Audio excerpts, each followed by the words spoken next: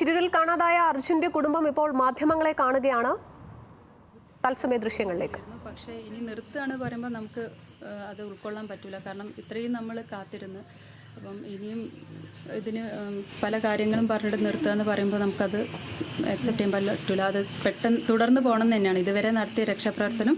Plus additional ആയിട്ട് വേണ്ട എല്ലാ രീതിയിലുള്ള ടെക്നോളജികളും കാര്യങ്ങളുമായിട്ട് മുന്നോട്ട് തന്നെ പോകണം എന്നാണ് നമുക്ക് പറയാനുള്ളത്. ഈ കർണാടക സർക്കാർ എന്തെങ്കിലും തീരുമാനത്തിൽ നിന്നും പിന്നോട്ട് പോയി എന്നൊരു ചിന്തയുണ്ടോ? അങ്ങനെ എന്തെങ്കിലും ഇല്ല. നമുക്ക് അതായത് ഇതുവരെയൊക്കെ നമ്മുടെ സർക്കാരാണെങ്കിലും അവിടുത്തെ സർക്കാരാണെങ്കിലും അല്ലെങ്കിൽ ഇവിടുത്തെ എല്ലാ രീതിയിലുള്ള സപ്പോർട്ടും നമുക്ക് കിട്ടിയിട്ടുണ്ടായിരുന്നു. അവരെല്ലാവരും തന്നെ നല്ല രീതിയിൽ എഫേർട്ട് എടുത്തിട്ട് നമുക്കും അതിൽ വിശ്വാസം ഉണ്ടായിരുന്നു. പക്ഷേ ഇപ്പോൾ പെട്ടെന്ന് നിർത്തുക എന്ന് പറയുമ്പോൾ നമുക്കത് അക്സെപ്റ്റ് ചെയ്യാൻ പറ്റുന്ന കാര്യമല്ല.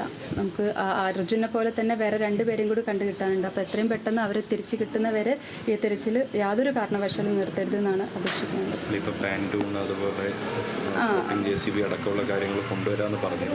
മെനാന്ന് മിനിസ്റ്റർ അടക്കമുള്ള മീറ്റിങ്ങിൽ ഈ കാര്യങ്ങൾ മിനിസ്റ്റർ ആവശ്യപ്പെട്ടിട്ടുണ്ടായിരുന്നു. നമ്മുടെ MLA എല്ലാ ആളുകളും കൂടിയിട്ടുള്ള മീറ്റിങ്ങിൽ ആവശ്യപ്പെട്ടിട്ടുണ്ടായിരുന്നു. പക്ഷേ ആ വിദ്യകളൊന്നും ഇതുവരെ അവിടെ എത്തിയിട്ടില്ല എന്നാണ് നമ്മളടുത്ത് അവിടുന്ന് പറഞ്ഞ കാര്യം. അപ്പോൾ ഇനി 4 ദിവസം. പക്ഷേ ഇപ്പം നടന്നു പോകുന്ന ഈ കാര്യങ്ങൾ തന്നെ മുന്നോട്ട്, അതായത് അവർ പിൻവാങ്ങി ഇനി നമുക്കറിയില്ല അത് എത്രത്തോളത്തെ ഒരു അനിശ്ചിതത്വം അതിലുണ്ട്. എത്ര കാലത്തേക്ക് എന്നൊന്നും നമുക്കറിയില്ല.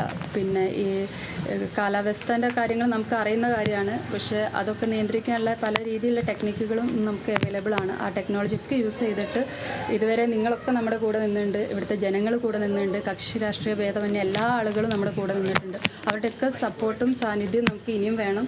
അപ്പം ഈ ഒരു തിരച്ചിൽ ഈ ഒരു കാര്യം പറഞ്ഞിട്ട് അവസാനിപ്പിക്കരുതെന്നാണ് നമുക്ക് ഇനി പറയാനുള്ളത്.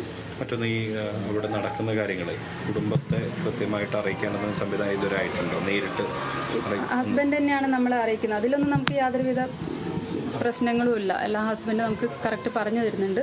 പക്ഷെ നമുക്ക് തിരച്ചിൽ യാതൊരു കാരണവശാലും നിർത്താൻ പാടില്ല. പിന്നെ മെനയാന്ന് നമുക്ക് ലോറി കണ്ടു, അത് ഐഡൻറ്റിഫൈ ആയി എന്നൊക്കെ പറഞ്ഞിട്ടുണ്ടായിരുന്നു. പക്ഷേ ഇന്നൊന്നും അതിനെപ്പറ്റി യാതൊരു വിധ ഇതുമില്ല.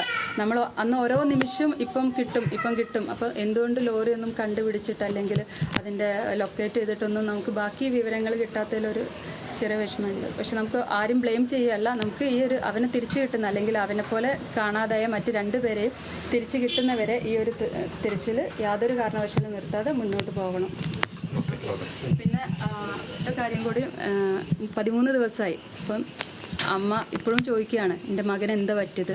ഈ 13 ദിവസമായിട്ട് നമ്മളെന്താ ഇനി പറയേണ്ടത്, എന്നാ തിരിച്ചു വരിക ഒന്നും അറിയില്ല. അപ്പം നഷ്ടമായിട്ട് അർജുനെ നമുക്ക് നഷ്ടമായിട്ട് 13 ദിവസമായി. അപ്പോൾ ഇനിയും 4 ദിവസം നമ്മൾ എന്ത് അടിസ്ഥാനത്തിലാണ് നമ്മൾ ഇവിടെ നിൽക്കേണ്ടതെന്നും നമുക്ക് അറിയുന്നില്ല. അപ്പം എല്ലാവരുടെയും സപ്പോർട്ടോടും ഇതുവരെ നിന്ന എല്ലാ രീതിയിലും നമുക്ക് തിരച്ചിൽ നല്ല രീതിയിൽ തന്നെ മുന്നോട്ട് പോകാൻ വേണ്ടിയിട്ട് നമ്മുടെ ഇവിടുത്തെ സാറൊക്കെ പറയുന്നുണ്ടെന്ന് പറയാം. CM എല്ലാവരും അവരുമായിട്ട് സംസാരിച്ചിട്ടുണ്ട്. പക്ഷെ യാതൊരു കാരണവശാലും തിരച്ചിൽ നിർത്തരുത്. അതിന് എല്ലാ സപ്പോർട്ടും നമുക്ക് വേണം.